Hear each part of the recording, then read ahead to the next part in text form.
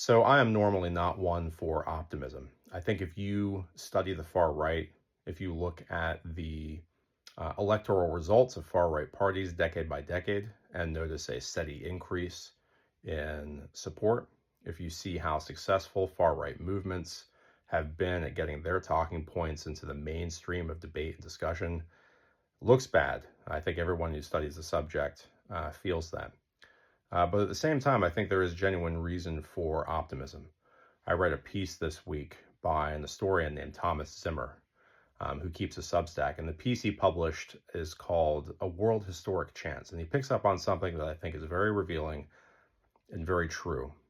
If you follow regularly far right output on social media, in debates, their propaganda, just stuff that they publish, you appreciate how desperate they are to spin everything, every news item, every controversy, every debate, every cultural event, every data point into a story about how civilization is just utterly collapsing.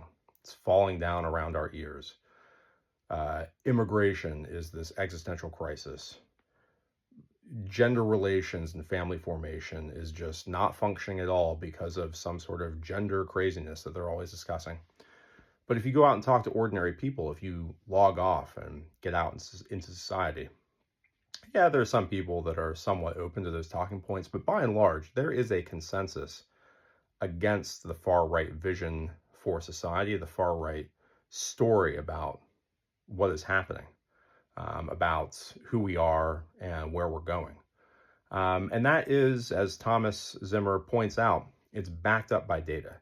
People don't want what the far right is selling.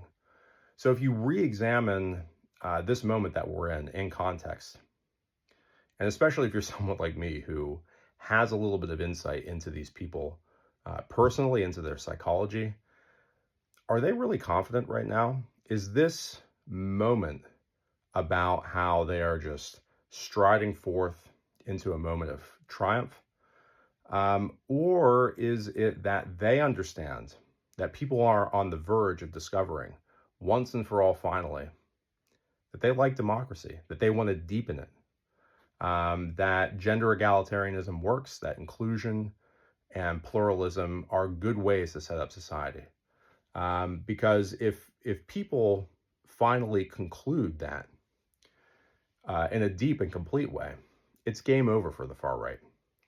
And I think that says potentially a lot more about where we stand right now.